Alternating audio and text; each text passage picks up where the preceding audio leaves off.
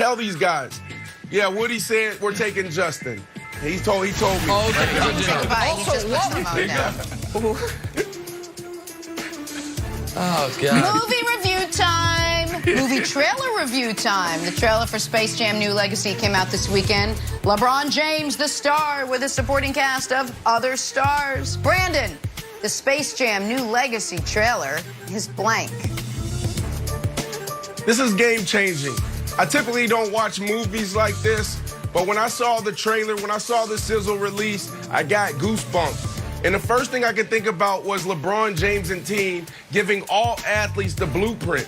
Like, guys, if you're an athlete and you're not watching LeBron James and how he's moving and conducting himself, then you're wrong. You're missing it. This dude been working on this project for 3 or 4 years. We kept hearing about it. And then all of a sudden they come out with this amazing trailer. To me, it's bigger than basketball. To me, it's bigger than just the entertainment business. He is literally showing you how to use your platform and build something that's bigger than the sport that you play. So I absolutely love this by LeBron James and team. They're doing a phenomenal job showing that you can do more than just dribble a basketball or make a tackle or throw a baseball. You can do so much more. So I love this, Nick. Absolutely brilliant. I think Brandon brings up a really good point. And if you're a young athlete today, you're very lucky, because you have LeBron, who is setting the example of exactly how to build a brand. And then you also have Kevin Durant, who's setting the example of exactly how not to build a brand. You're like, okay, do everything he does, do nothing he does, and I should be in good shape. But I've got an answer here. My answer is disappointing. And you might say, Nick, why was it disappointing? The cinematography seems to be brilliant. The script writing, probably Oscar winning. Obviously, the acting, the little acting we saw, looks to be transformational. So why was it disappointing? It was final confirmation, Wilds, that my scenes were on the cutting room floor. The fact that I wasn't in the trailer makes me think those 96 hours I spent waking up at 4 in the morning doing voiceover scenes for the in-game announcer might not actually be in the film. I had heard rumors that I'm only in the director's cut. Is this true I'd heard rumors, but now it's disappointing. America's never going to get to know for certain that I was in this movie. So it's disappointing. No, time out. Are you joking? Be honest, Nick, you're a great entertainer. So please tell us the truth. Were you really in this movie? Were you, please? That's big news. I can confirm He's such a pregnant that pause. I am not in the final cut. I am not in the final cut. That's what I can confirm. Oh, man. Wilds, why do you look so perplexed? What's confusing? Well, are you in any cut at all? Anywhere? Right. I don't know if I'm at liberty I don't know if I'm at liberty to disclose that. I'm not in this. Read between the lines. That's what you need to know. Okay. I'm not in no, this. Screen Actors Guild. I respect How much did you get paid? There's rules. There's rules. No, well, you know. Come on. No, Come on. We're all fandom free. What's my answer? Go ahead, my answer is futuristic. So I was reading about Don Cheadle. I just saw the trailer. And I was like, man, what did Don Cheadle do? He steals LeBron's kid? I was like, whoa, that is a real villainous move for a cartoon. It's like, oh, it's not Don Cheadle. You know what Don Cheadle is playing? An evil computer algorithm. So could you imagine, like, hey, we're going to do the Space Jam sequel, even though it's a new film. Like, all right. Talking about that charge late in the UCLA-Gonzaga game. Controversial take alert, America, early Monday morning. I understand this is the right call with the rules as written, which is why the rules need to be rewritten.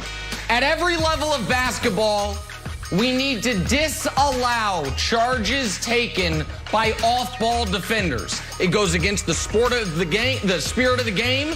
It is a dangerous, dangerous play, and it rewards unathletic play rather than going up for a block. Contest or get out of the way. So this is a great play by Timmy under the current rules. But off-ball defenders should not be allowed to take charges at any level of basketball. Either contest the shot or get out of the way, not this run over and fall down nonsense. So it's the right call, a bad rule, should be changed. I will die on this hill. I know I am right. Do not care how many people disagree. Okay, that's a Monday morning. You be hot if you want to be hot. Can we stick with this game for just a second? Bruins fans with a lesson in time this weekend. Not time management or the profundity of time, but actual time, like 3 seconds. Like the time it takes to go from I won the lottery to I won the lottery, but I threw away my lottery ticket. 3 seconds. Check out this Bruins fan. 3 seconds is all it took for her entire life to change for the we are the Cinderellas of the tournament. Oh my, no. Oh my gosh, 1 banana, 2 banana, 3 banana. Life is amazing. No, Jalen sucks. No, 3 seconds. No. 3 seconds. I feel terrible for her. I feel terrible for Bruins fans. I love the game so much, but there's a heartbreak in California today, and I feel awful for them right there. 3 seconds from high to low. It takes no time whatsoever. My heart bleeds for you today, guys. It really does. In America, just a quick reminder, Jenna counts seconds as bananas, not Mississippi's, like we normally do. That's right. If you were wondering why she was talking about I do that. different fruits. Okay. Shout out to Kyle Coster, I know. the big lead. You're right. Arizona versus Arizona State. What happens here? Hunter Jump, playing left field, gets his foot caught in the fence. He's like, can't get the ball. What are we going to do, folks? Maybe stop the play? Umpire's like, nah, this is a home run. He's like, oh, it is? Well, then let me easily dislodge my foot. Tough call here, Hunter. I would have stayed there at least a half an hour. I would not have moved. I would have been just stuck there. Can't just move it that easily. You got to sit there and be like, I don't know. Even if your foot is obviously dislodged, you got to just sit there, sit and do nothing. And they're like, all right, you know what? Go back to second base. This guy was caught here for a half hour. Savvy play. If it happens the next time, just stay there with your foot caught under the fence. He was caught there for 17 bananas. I knew that there was going to be a banana joke in some capacity. Well, drawing a blank, fellas. The Niners reportedly asking for Nick's all happy with himself. A first-round pick for Jimmy Garoppolo. A first-round pick 4 years after trading a second to New England for him. So, Brandon, the Niners wanting a first-round pick for Jimmy Garoppolo is blank. Well, a lot of people are laughing at this, but this is business 101. John Lynch, Coach Shanahan, they probably read The Art of Negotiation by Mr. Wheeler. Like, that's all this is. If they go out and they ask for a second, they're doing two things. They're going to give up their leverage, and they're only going to get a third round. And then it contradicts everything they're saying, like Jimmy G's our guy this year. If you come out and you ask for anything other than a 1 for a starting quarterback, you're saying he's not your starting quarterback. So this is business 101, Nick. Yeah, and I think this is about right. I think now all first-round picks aren't created equal. Obviously, you're not going to trade a top 5 or a top 10 pick for Jimmy Garoppolo. But once you get to the middle or tail end of the first round, to me, that's about what an average starting quarterback on a decent, not great, but decent contract goes for.